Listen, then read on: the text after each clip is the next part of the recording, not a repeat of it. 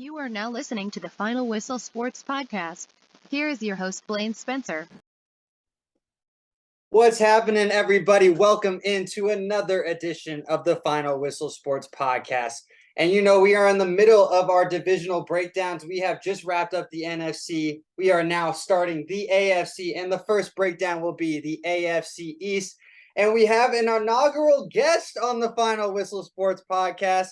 We got my man Jerm from Stuff About Sports. Jerm, how are we doing? Appreciate you coming on to talk AFC East. Of course, my brother, man. This is great, man. You've been on my show. We've potted together on other people's shows, but now this is our time. This is our time to shine, and we're gonna. Hopefully, I represent Stuff About Sports, and I represent your show properly here today. Oh, I know you'll do great work. Just been working with you in the past. You're on top of it, probably even more on top of it than I am, and I think I'm pretty much a sports nerd. But I think we know it's an AFC episode, but I think we'd be dumb enough to not talk about the breaking news that has unfolded today. That is Deshaun Watson. The NFL and the NFLPA have come to a settlement. Deshaun Watson will be suspended for 11 games. The NFL was trying to get the entire year. Remember, the initial sentence was 6 games, no fine. This time it's going to be 11 games. $5 million fine, as well as he has to go through mandatory training. And if he doesn't fulfill that training in the eyes of the person who is teaching him about sexual assault, sexual misconduct, that sentence could be lengthened. Jerm, just give me your overall impression of the verdict.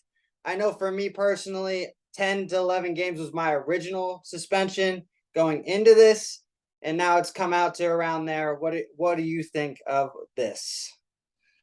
I think this is far more damning to the image of the NFL than suspending anyone for drugs, DUI, Calvin Ridley's gambling, and all of them should be punished. I'm not saying they shouldn't, but it seems kind of ridiculous that being a sexual predator has, in comparison, little repercussions as to all those things I just mentioned.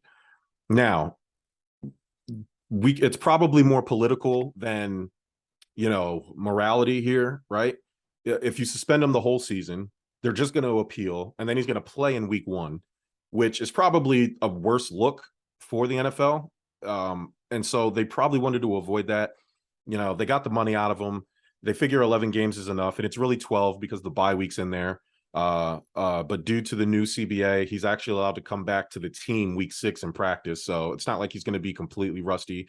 But this whole thing, man, to me, it just leaves a bad taste in my mouth. I guess 11 games is right if you're the NFL trying to just end it, because it was going to be 6 with no money, and now it's 11, about half the season with money.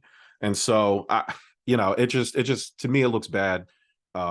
I'm glad that it's over, but it does send a bad message to. I know Calvin Ridley's punching the air right now somewhere, and it's not. Again, Calvin Ridley broke the rules; he should be punished. It is what it is. But the NFL had the opportunity to kind of fix the scales here, and that's why this is the way it is right now. I couldn't agree more. Before everything continued to unfold in this case, I thought 10 to 11 was about right. And I know we talked about this during Marcus's big 150 extravaganza episode where there was like 12 of us on his show. If you guys haven't, go check that out. And I thought at least a year was going to be how it was going to transpire. And I couldn't agree more. Calvin Ridley is probably in uproar. He was in uproar when the 6-game suspension came out, and now even more because he thought he was going to get at least the same verdict, and now he's still getting a little bit ousted in that regard. In regards to something that is a serious thing, what he was doing, betting against on his team, but this is a whole nother realm. This is what you're doing. Like, anybody in this situation could almost relate if they had a girlfriend, a wife, a daughter, just like. This just has become such an horrible situation on all fronts. This is a bad look, not just for the Browns, but also a bad look for the Texans. And honestly, this suspension, the 11 games, you could tell that the NFLPA and the NFL if there was going to be a return date, that was the number. Because Yeah. guess when his first game is? His return against the Texans. Yeah. Let's start plugging dots here, right? Hey, Roger Goodell knows how to write a storyline. If anything else, the one thing he's going to get out of this is a good storyline. So he was going to miss the Cleveland Carolina game no matter what, the Baker Mayfield revenge game. He was going to miss that no matter what. So what could he do? All right, we got Houston at Houston. So, I mean, it is what it is. First thing and foremost, we should have said this first. Deshaun Watson, you're a scumbag. Like, I don't care. Facts. I don't care. There you go. You know, you're a scumbag, and the Haslam out there was out there at his press conference, scumbag. Your weak ass apology the other day. Now with this basic backpedaling you did today, like all Still of it said is he was innocent. Still said he was adamant on his innocence. Yeah, adamant, whatever, dog. Especially when Judge Sue Robinson just said, "Yeah, no, here's a report," and I deposed you, and I deposed the 4 women that I spoke to, and I deposed the Texans. And guess what, buddy? You did this. The only reason I'm giving you 6 games is because the NFL is awful at punishing these things. And so it sucks. And I'm curious about, because there is a clause that he can only see team approved massage therapist, which should be all male, by the way, just because. Without question. How are you going to monitor this in the offseason is my thing. What are you going to do in the offseason when he's out there in the world on his own, just serially hitting up Craigslist for massage therapist?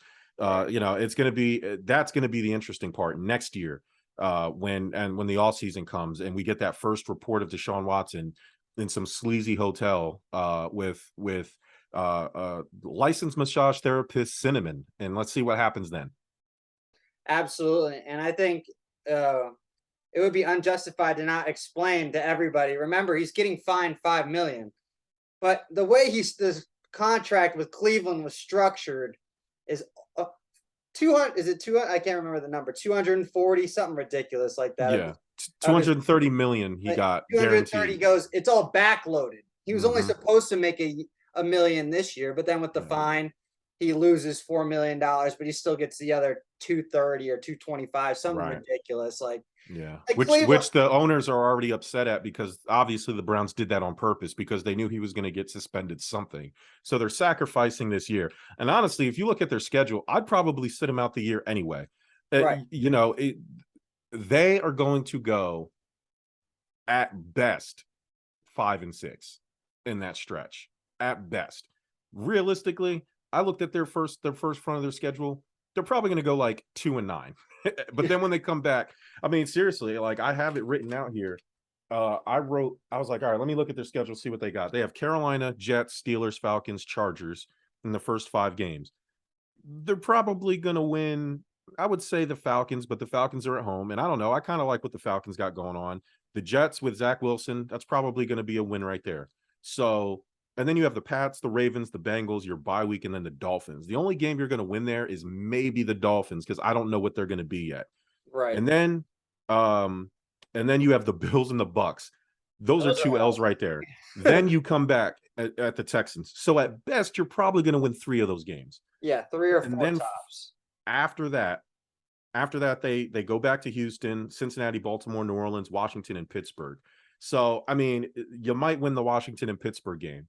So your season, I mean, that's a losing season. And so I don't know why you would, I mean, to get reps, I'd rather you just go through the offseason and go through the preseason and not go, those reps aren't going to help you out. But I'm sure they'll throw them out there. Jacoby Brissett's a 500 quarterback. I don't know what the Browns are expecting. I don't know if you go out and get Jimmy G as a 10-game rental or 11-game rental. I'm not sure if that's the move, but I can't imagine the Browns doing much of anything this year anyway. I agree. I think the Jimmy G component is the intriguing focal point, right? He's the only true competent starter quarterback really still on the market, with the whole Niners situation and with the Niners backlashing him now and making him all that bubbaloo happen in the Bay Area. But I think with Brissett, you're right. It's going to be a wash. And then when he comes back, and we got to remember, the suspension doesn't go into effect until they cut roster down to the 53. Right. So he still has the rest of the month. So he's going to probably play these next 2 games without question now. For sure. At least to get some reps. And then the 6 weeks off. He'll play at least one of them, and then they'll give Jacoby, time to really get ready for the season. But yeah, I can imagine he's going to.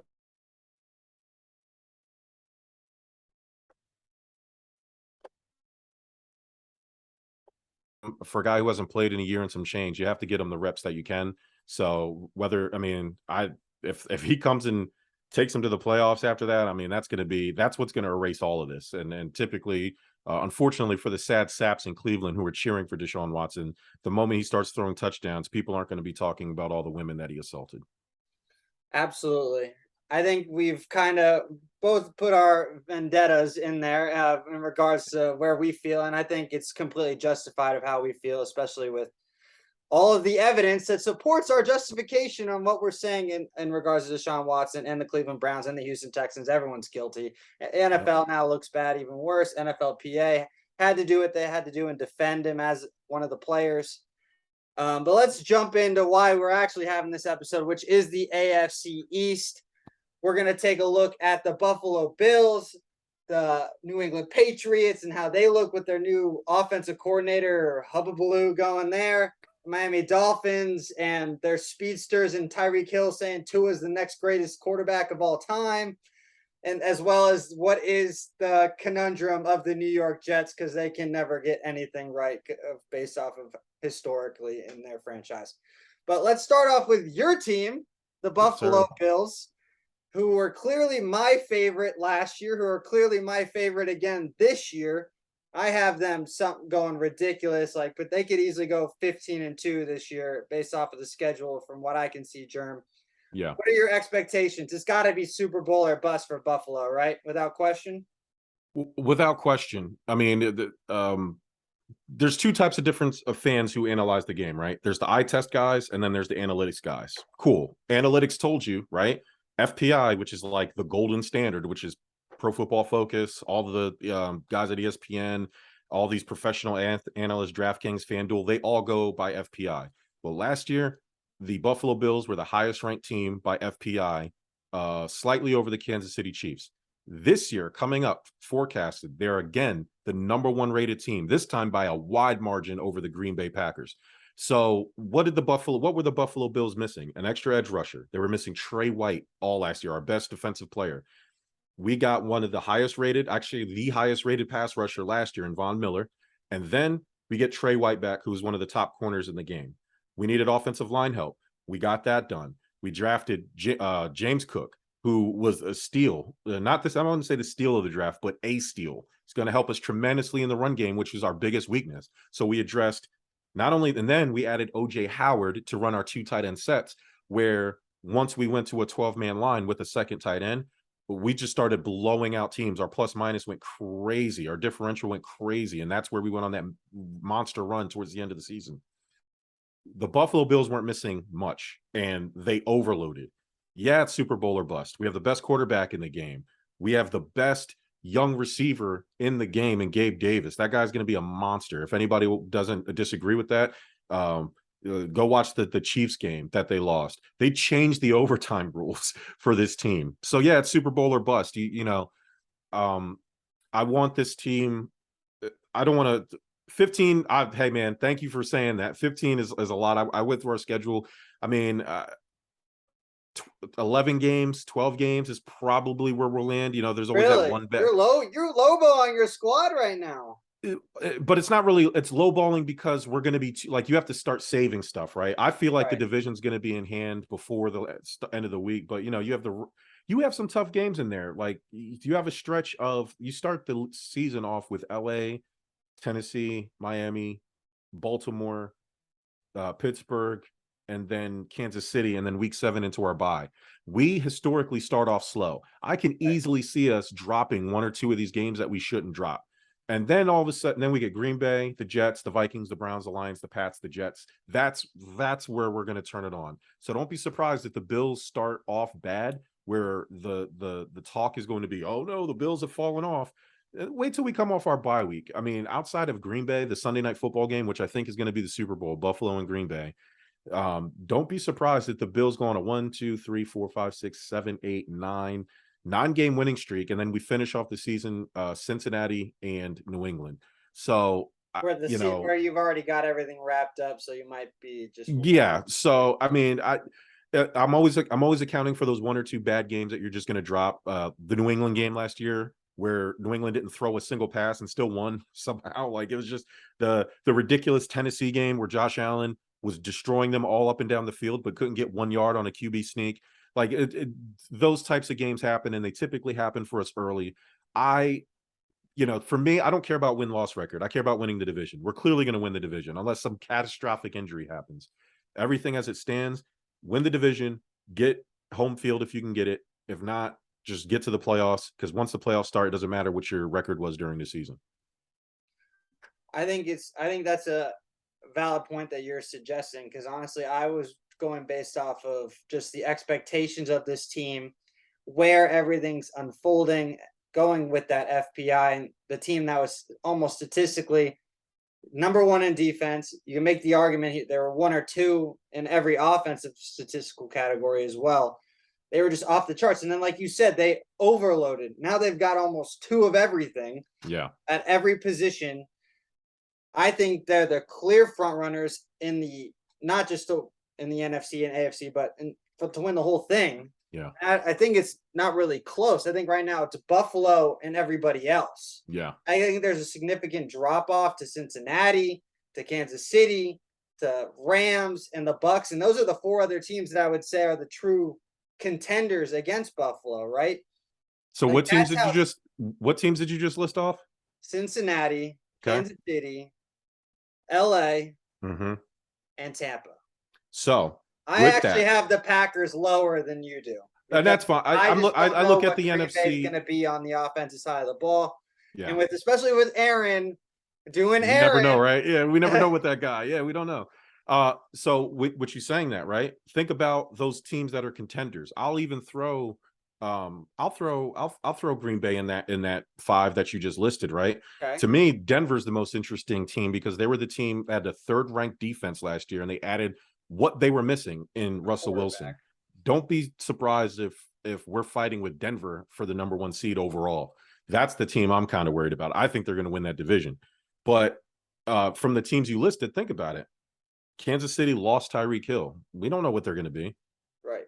Cincinnati, I don't want to say magic. The issue that they really needed help at, but we don't know what that's going to be. Right. And we don't they went from being god awful the year before, granted Joe Burrow was hurt, to a magical run in the Super Bowl. Okay, your sample size isn't big enough. So and I think even if that game went the other way for Buffalo and it was Buffalo and Cincinnati in the AFC title game, I'm pretty sure Buffalo would have won that game. And so and then everybody else has lost something. The Packers have lost Devontae Adams.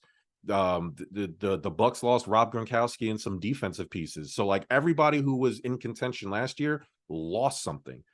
The Buffalo Bills didn't. They stepped up. They leveled up. So by that virtue, by that simple math, Buffalo has to be the favorite. I mean, I don't think you can look at Buffalo's roster and everybody else's roster. Buffalo has the best roster in NFL football right now. It's going to, hopefully it works.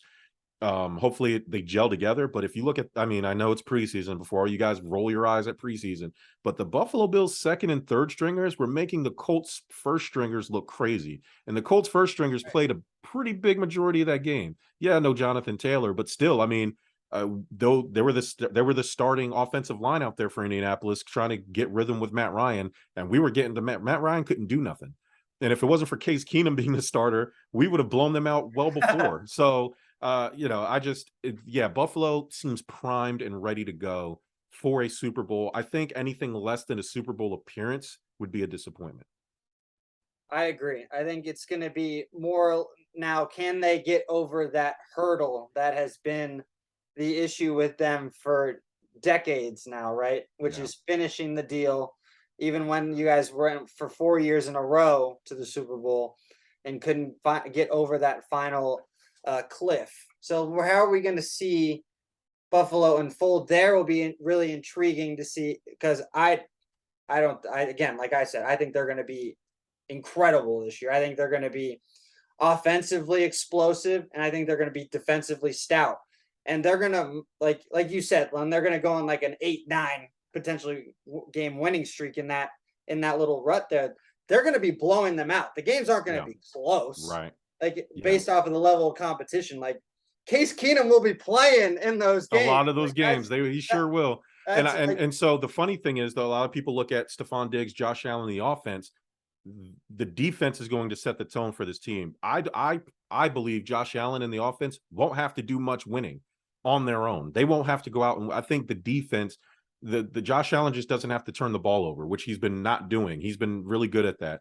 That's only going to help once we establish the run game, which is the one weak link of our team last year. I don't think that's going to be an issue this year with James Cook. By all accounts, he's killing it. And so, he's probably he was one of the better pass catching backs. Oh yeah, he'll be a starter. I think I'm not a big fan of Devin Singletary. I get in a lot of arguments with my Bills fans because they like to give me analytics and all that stuff. I'm like, I watch the game too. Like sometimes you have to just watch the game. Like getting stuffed for 1 yard, like half the time, and then breaking out a 15-yard screen or pitch. Your averages are going to look really high. Like it's not the same. Like Zach Moss was giving us true 4 yards per carry, and Devin Singletary was like up and down, and it just averaged out to be about 4 yards. So I'm a big James Cook fan. I hope he takes over. He's exactly the type of running back. He's basically Zach Moss and Devin Singletary put together. And I think that's going to help us more than what Devin Singletary is more of a LaShawn McCoy type. Right.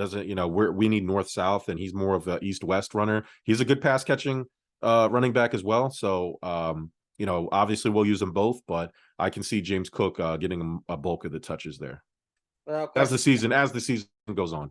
Right. Before we switch teams, I want to get your final thoughts on Daboll leaving. How big of a loss will that be for you guys?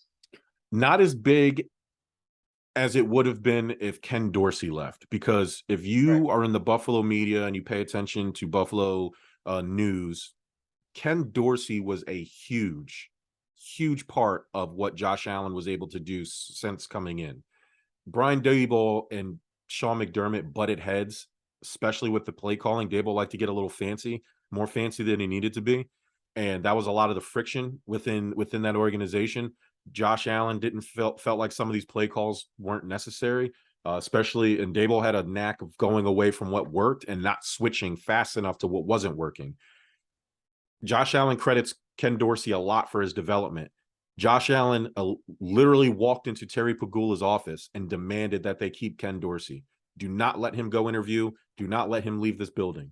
And that's what they didn't do. So I'm not worried about it because I believe Ken Dorsey and continuity. If you got a whole new offensive coordinator, maybe I would have been a little bit more worried, even with the talent of the roster. But you have that continuity, that comfortability with Ken Dorsey. Obviously, Josh Allen and the offense love him. So I'm not worried at all. There was a lot of questionable things. Brian Daboll got massive amounts of credit because he would win these big games, but there was a lot of games where we lost because his play calling was god awful. And so to me, he just got too fancy, too much, and I wanted him to simplify things. And he would do that in spurts, but it wasn't consistent enough for me. And so, like I said, I'm very excited to see what Ken Dorsey. And honestly, if I looked at that preseason game to seeing what he was calling, if we had better personnel out there, I loved it. I loved what I saw from our offense in that first preseason game. Can't wait for us to play the Broncos this Saturday to see, because I think that the starters are going to play a bulk of this game. They're talking about perhaps even up to halftime, and then that'll be that for them. Yeah, they won't play it all in the last, obviously, and then that'll be it. Right. I think it'll be really intriguing to see what Buffalo has in store. I think that Broncos game will be really interesting because you said that's going to be their true title contender. I believe. I think it'll be intriguing to see how they both go head to head with the first. Let's jump to the team that finished second and honestly was probably a surprise and that's something that never gets really said. That is when it comes to the New England Patriots, how they were surprised last year in regards to how they finished, got into the wild card and made as a team. And Mac Jones thrived in his rookie season, 3,800 yards, 22 TDs. He did throw 13 interceptions. I think that was the one knock that everyone was trying to see. But now they're a little up in the air with Josh McDaniels leaving, going to Vegas to take that head coaching job that he rightfully deserved another opportunity. I think we would both agree on that he deserved another crack at it. And then where are we going to unfold with here? Now, Joe Judge and Matt Patricia are calling plays. One's special teams, one's defense. They're splitting reps. It makes absolutely no sense. You don't want to question the greatness of Bill Belichick, but there's obvious room for concern when you're in New England. People say that like everything's going to work out fine, but it doesn't look like it, especially after the first game of the preseason. Jerm, what are your expectations there? So it looked crazy watching them both call plays in that preseason game. It also didn't look good. I don't know how you're going to enter a season doing that. Bill Belichick, people like to give him this blind, benefit of the doubt. I mean, not blind. I guess he's earned it, but I mean, I don't know. Has he? I mean, ever since Brady left, it's just been a downward, just progressively worse, questionable decision making over in New England. Mac Jones came in tremendous shape, but if you go and read, Mac Jones and the offense has looked awful. Mac Jones has looked bad. The offense overall has looked bad, and so to me, I don't know if there's been a case where a team didn't have an offensive coordinator or defensive coordinator or whatever. Somebody not calling the plays. Like it's either the coach is calling the plays and the coordinators are just assisting him, or the coordinators are calling the plays and the coach is staying out the way. This is different, and so different doesn't always mean bad, but based on what I'm hearing and what I'm saying, it sounds like it's going to be pretty bad. And so, again, the NFL seems like there needs to be a definitive answer. And I don't know how, Matt Patricia and Joe Judge don't have a good track record for calling plays or doing anything in terms of coaching other than before they got their head coaching job. And now it just seems like, I don't know if Belichick's trying to groom them to do something. I always thought Josh McDaniels was groomed to take over New England. I thought that was the plan. Right. Apparently not. And I think now it's just a lot of scrambling in New England trying to figure out what's next. I agree. And I think that's caught Belichick in New England by surprise that McDaniels left.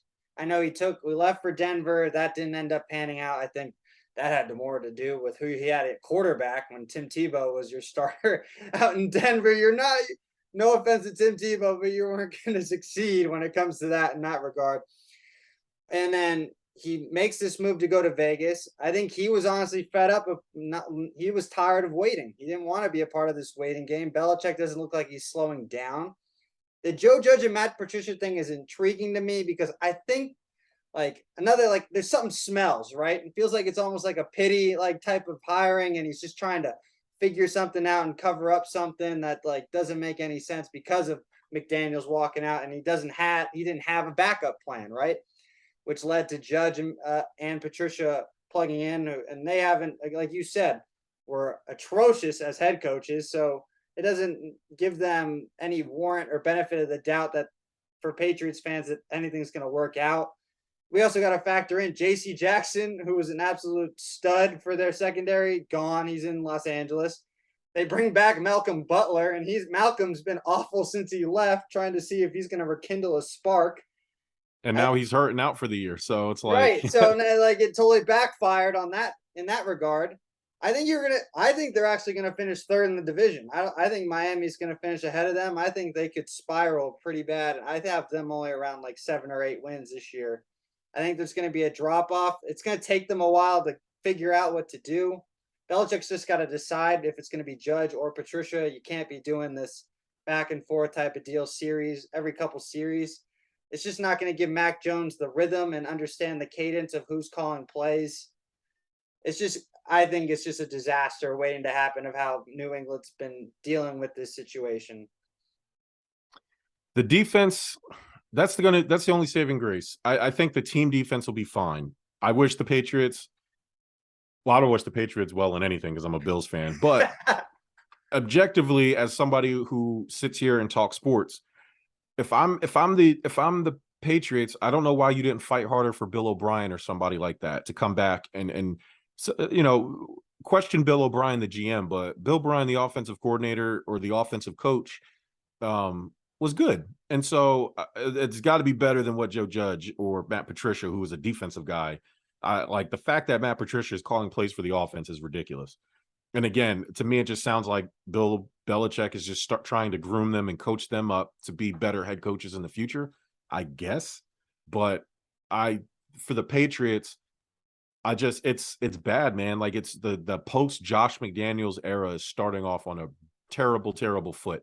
But again, Patriots are still the Patriots. Like you said at the beginning, they surprised us last year. Maybe they'll surprise us this year. Maybe this is some Jedi mind tricks and they know exactly who's calling plays. And it's some Mike McDaniel nerd from the video department secretly calling plays that they'll wheel out on week 1. Like, I don't know, but Patriots better figure it out quick. Like I said, they're fighting the Carolina Panthers because they're getting washed during training camp, joint practice, and they're losing to the Giants in the preseason game. And it's like, it just looks bad. The Patriots look like they are taking steps back, and I don't see anything worth like writing home about on them. I'm not impressed with Mac Jones. If I'm the Patriots, I'm trying to get Bill O'Brien and I'm trying to get Jimmy Garoppolo back in there and try to salvage, because I do think they have talent at receiver. I do think they have talent at running back. I do think they have talent on defense.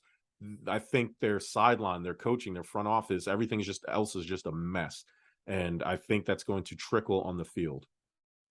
So where do you have them finishing? Do you have them finishing second or do you have them finishing third? I have them finishing last.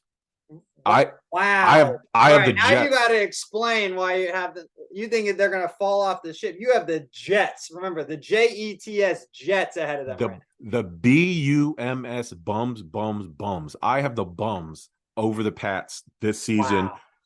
If you look at what the Jets did in the draft and in the offseason in terms of their front line, offensive line, and defensive line, their roster is actually pretty damn good. And I make fun of Zach Wilson, especially now with his MILF hunting that he's out there doing. Zach Wilson has tools to like. To me, it just rests on Robert Saleh. Like, this is the year we figure out if he's the guy. But you drafted Breece Hall. I mean, you have Sauce Gardner. Like, you have talent all over the field. You have more. That's a more talented roster than the Patriots. And so if we're giving the Patriots a pass because they're the Patriots, then, but their problem is coaching. Well, so is the Jets' problem is coaching. And so at that point, what am I looking at? I'm looking at the roster. I like Zach Wilson more than Mac Jones. I like Sauce Gardner over even old ass Malcolm Butler. I like everything they have. Like, I love Breece Hall. Like, I just think they have talent. I like a lot, not Elijah Mitchell. Who's the guy, the younger, they just drafted him. He's blanking on me. Whatever. He was a young receiver that they had. I think he got hurt, matter of fact. But either way, they have talent all over that roster. Oh, Elijah Moore. I was going to say Mitchell. I knew it was an M. Elijah Moore. I like Elijah Moore. He's better. He's the best receiver between the two teams. I only remember him because he was the player in that Ole Miss Mississippi State game where he scored the touchdown, did that piss emoji on the Mississippi State end zone. That's how I remember him. Yeah. So I love that the Patriots are going to end up being the last team in the division in my head. So that's where I'm going to put them. I'm going to put the Jets. I'm going to give Robert Saleh, and I do like Robert Saleh. So, and I want it to work on Stuff About Sports. We are secretly Detroit Lions fans because we're big fans of Dan Campbell. And right. And so I'm a fan of Robert Saleh, and I do want it to work. I do think he's a good coach. It's just hard. Sean McVay and Zach Thomas have spoiled what it means to just be a brand new coach. Like, people are expecting instant success in a year or two.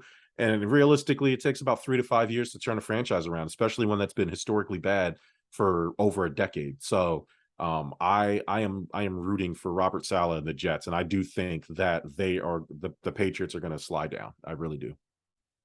That's honestly, it's not far off with how their roster looks. I mean, they have Baltimore and Green Bay back-to-back weeks. I mean, it could get pretty ugly for them if you think based off of what they look like statistically speaking. I mean, they do have Devontae Parker, Ty Montgomery coming in.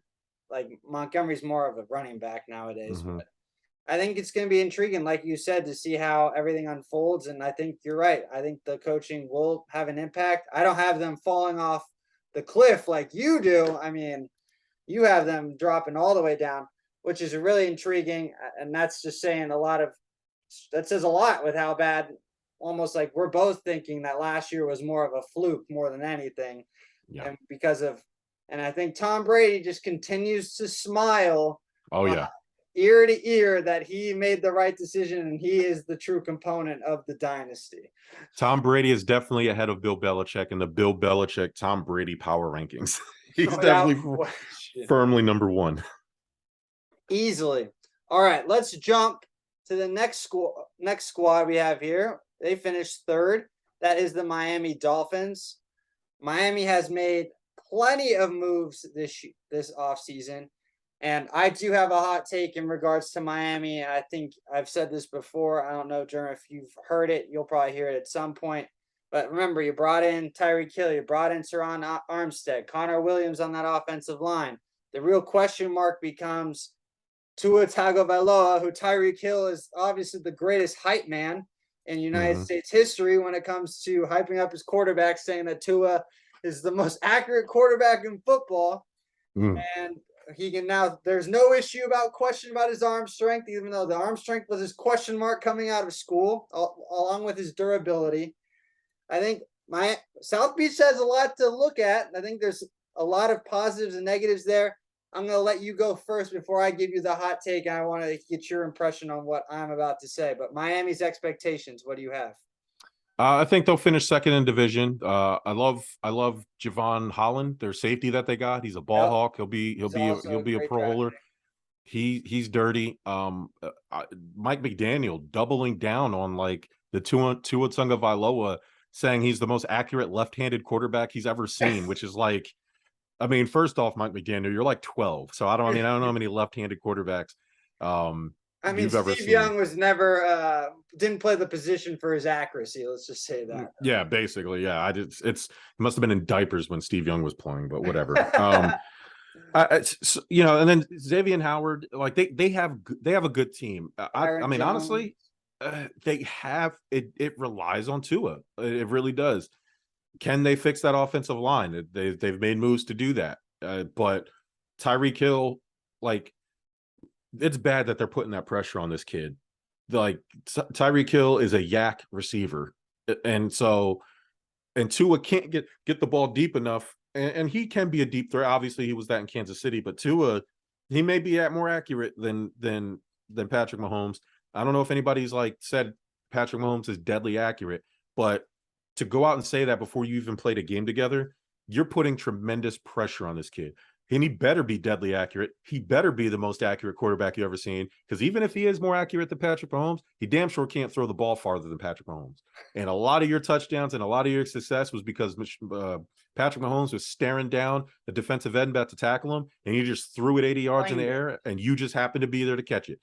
Tua can't do that. So we'll see. Let's relax. Let's play a couple weeks and see what happens before we start proclaiming the greatest left-hand quarterback or most accurate quarterback you've ever played with, which is ridiculous. Like, hey man, big up your teammates, all good.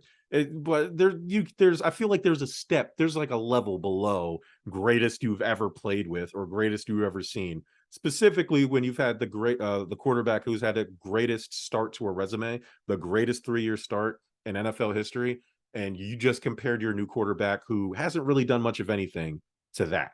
And I think you're setting up your boy for failure at that point. And I agree. And before he even became one of the top hype men in United States history, this is the hot take that I've got Teddy Bridgewater starting halfway through the year. Oh, whoa! I do.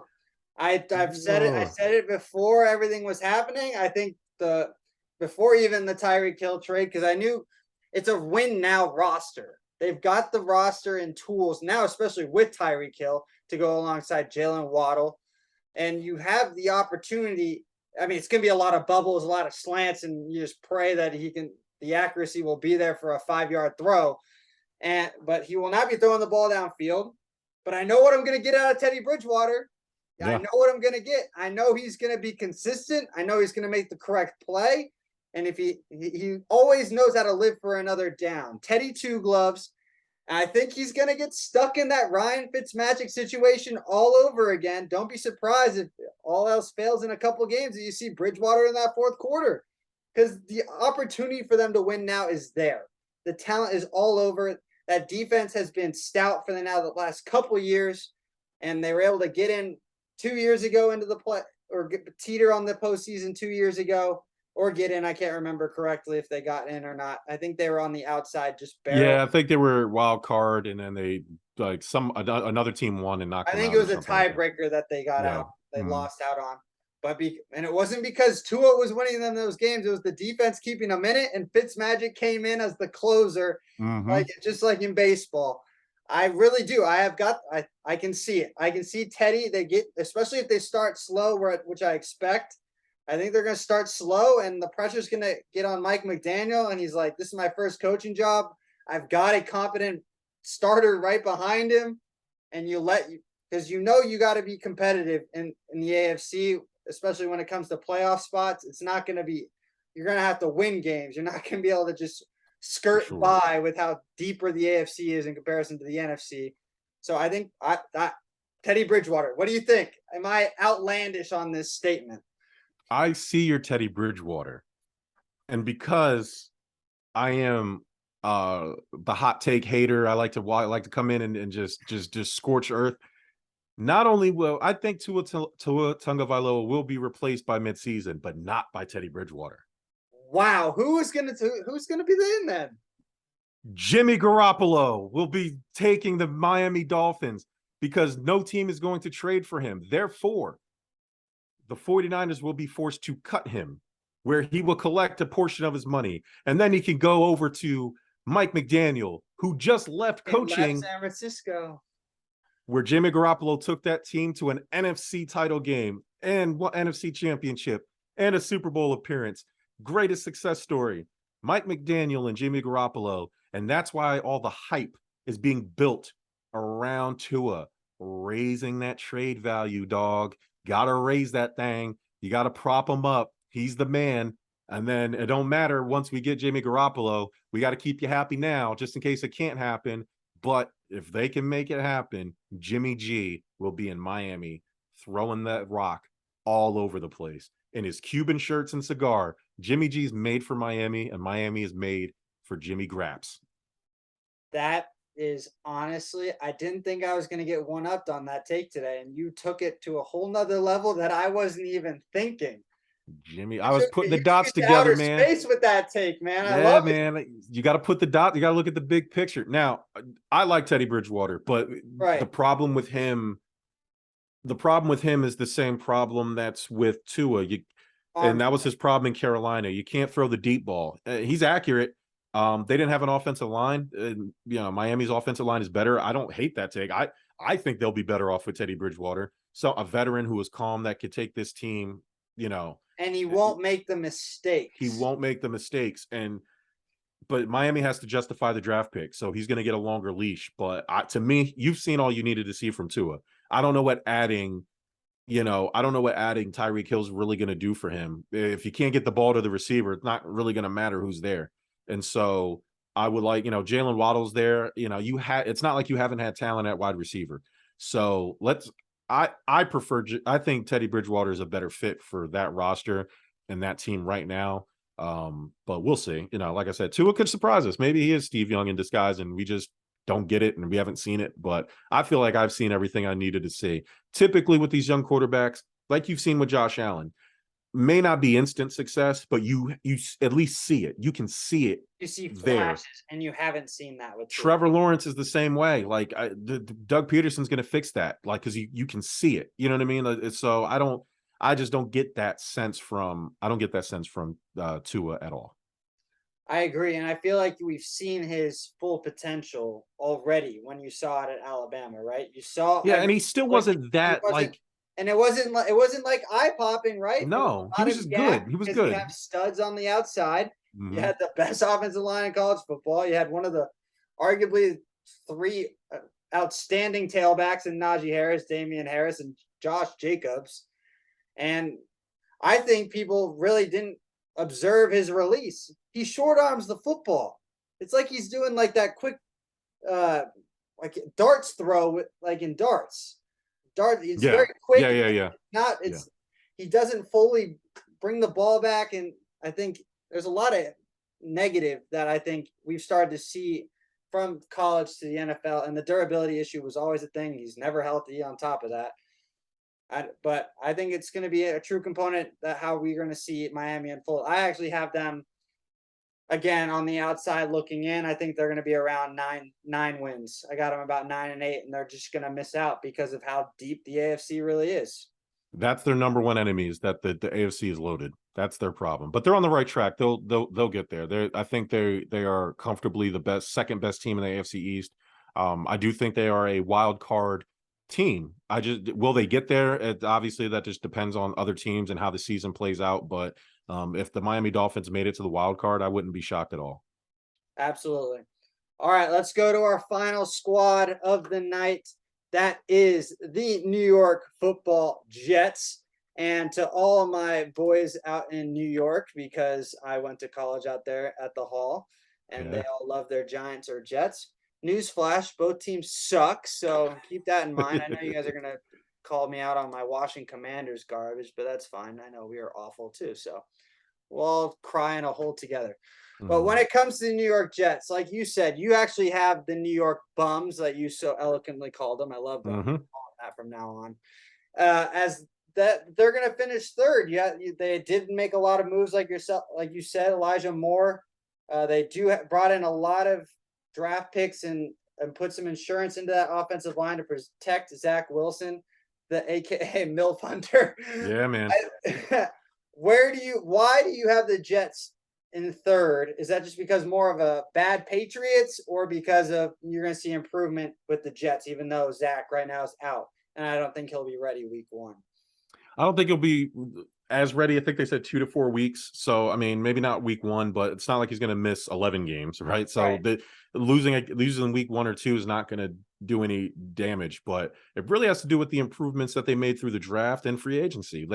They had a really good offseason. Like, a lot of people won't say that until you really look at what's going on, but they had a good draft. They were one of the winners of the draft, according to a lot of the outlets. And so I liked Sauce Gardner, and Breece Hall. I wanted the Bills to go after Breece Hall. So if a team's going to draft players that were on my big board, I'm going to say, okay, at least they had a really good draft. And so, will they get to 9 wins? I don't know. Maybe not. Will I be shocked? I think they'll be somewhere around 500, but I know a lot of outlets have them at 4 wins, 5 wins. I think they'll have them outperform at that. 5. So you have them at 500. That's and it's hard to say 5. Their schedule now, where you have them at 500. So hold on, let me pull up their schedule. So again, obviously that's until they add this 18th game. I guess there is no 500. So I guess you have them around that 7 or 8 range. 7, 8. Yeah, I don't think they'll go above 500. I don't think they'll get to 9, but 7 wins is attainable, right? So you have the Falcons. This is off season. Let me look at their schedule real fast. I should have had it pulled up. You and me both. So here we go. I mean, your Ravens. The Browns is winnable because, it's Jacoby Brissett, right? Right. Steelers is winnable. Dolphins are winnable. And then you have the Packers, the Broncos, the Pats again, which is winnable for them. The Bills, then the bye week. Pats again. Both Pat games are winnable. The Chicago game is winnable. Minnesota's winnable. Detroit's winnable. Jacksonville's winnable. So that's 8 games right there. That's 9. So, but I'm saying they're winnable. Like like either one of those teams can win. So then Seahawks and then Dolphins again. So they have there's 10 or 11 winnable games there. That's up for the team. Right, and you'll lose probably 3 to 4 of those. So that puts you around 7 wins. And so I'm sure they'll shock us. I'm sure they'll lose to the Lions and the Seahawks, but then some random reason they'll sweep the Miami Bills. They'll sweep, you know what I mean, or they'll beat the Bills, or they'll split the game with the Bills, because that's a division game, and that's the way it always works for some reason, right? Just like the Dolphins, when Tom Brady was there, was always beating the Patriots. Like, they would go 1-15, but that one win would be against the Patriots every year. So I can easily see them winning 7 games, and so to me that's good enough, right? 7 or 8 games is good enough. I think the Pats are only going to win 6 games. So that right there makes them third. I don't think I don't think that's that far-fetched. I believe in the talent, including Zach Wilson. The coaching is something that has to be shown to me. And like I said, the Jets are also one of those teams that can go winless and lose every single game. It wouldn't shock me.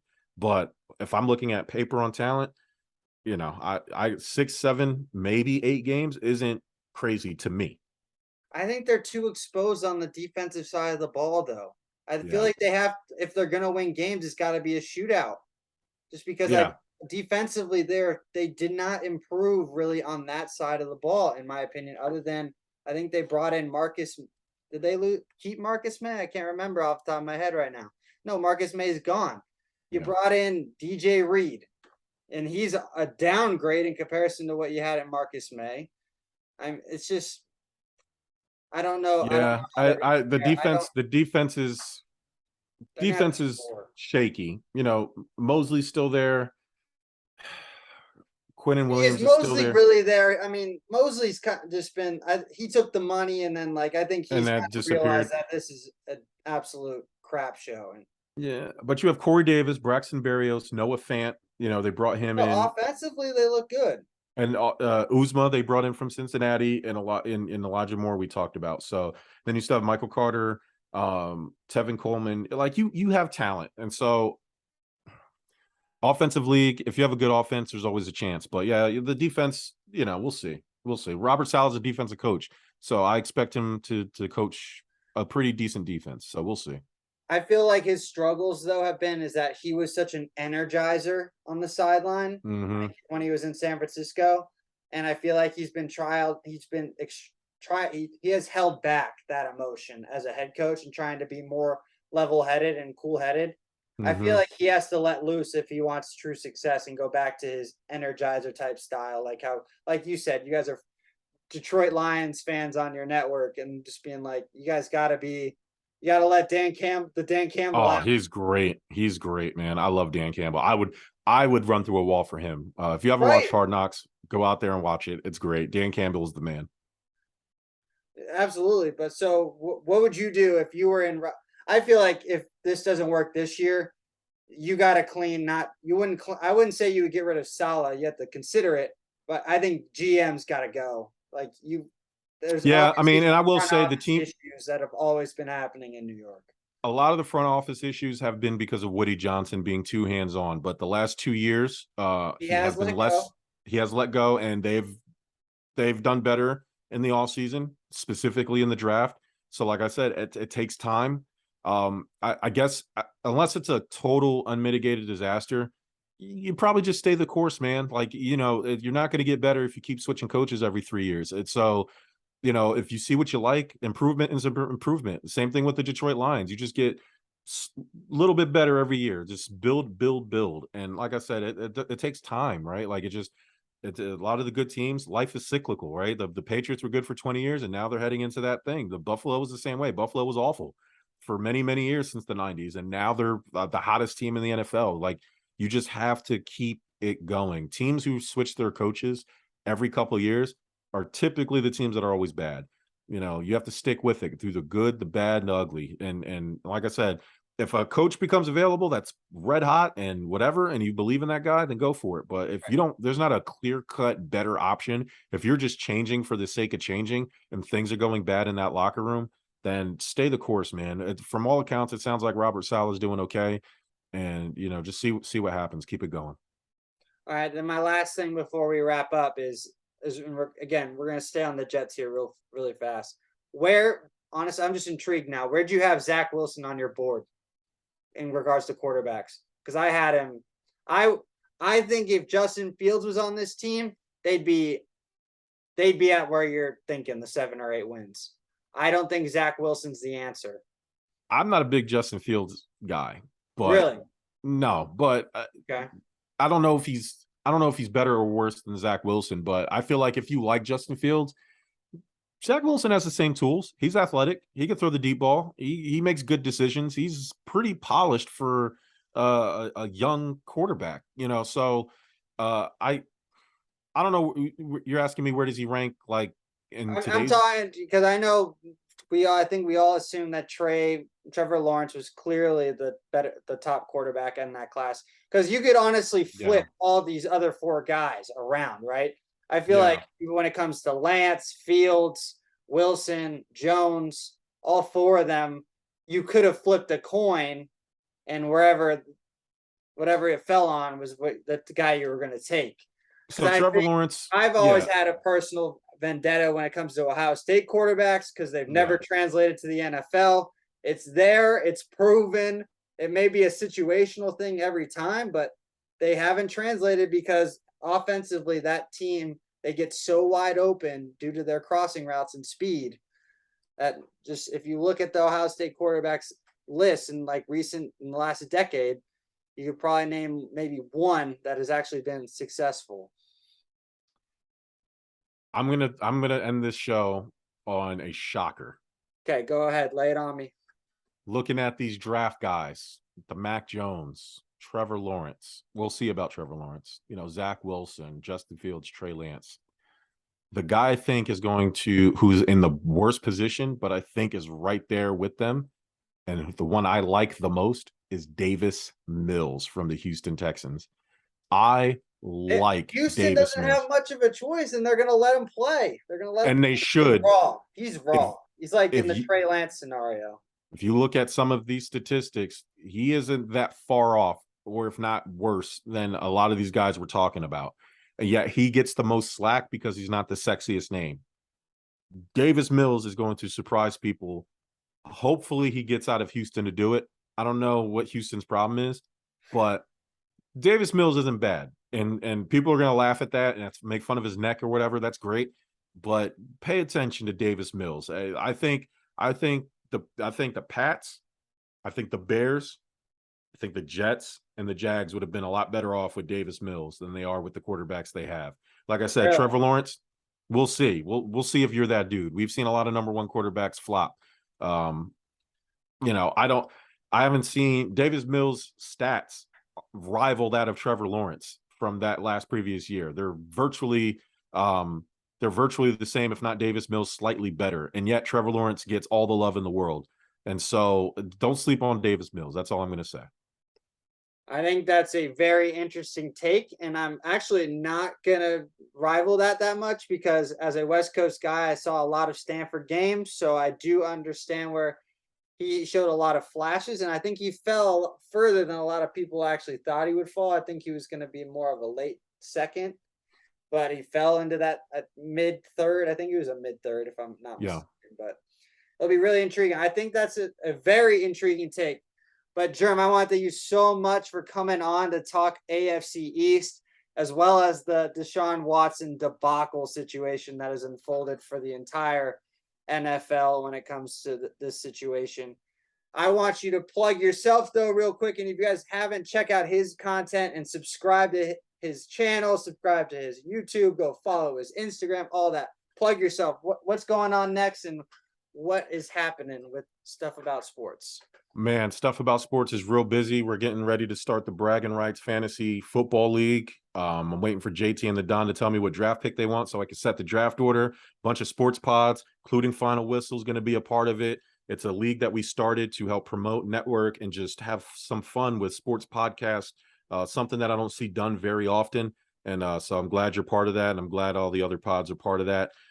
Stuff About Sports, part of the Give Us a Shot Network. You can check us out on YouTube. Just search for Give Us a Shot Network, Facebook.com/Give Us a Shot, and at Stuff About Sports on Instagram, or just hashtag Stuff About Sports in your Googles, and you'll find us everywhere. Follow us, like us. You don't even have to watch it. Just drop a like, share it. I don't care. Help us out. And if you want to be part of the network, give us a shot.network. And there'll be a join tab, or you could just check us out, including our interview with Alex Rodriguez. Yes, that Alex Rodriguez. Well, Jerm, thank you so much again. Hope to do this again soon. Loved having you on the show. I know this was your first take of being on the Final Whistle, so let's make sure that continues and I have you on plenty more. But that's the Final Whistle Sports Podcast, AFC East Divisional Breakdown, with a little bit of breaking news when it came to the Deshaun Watson.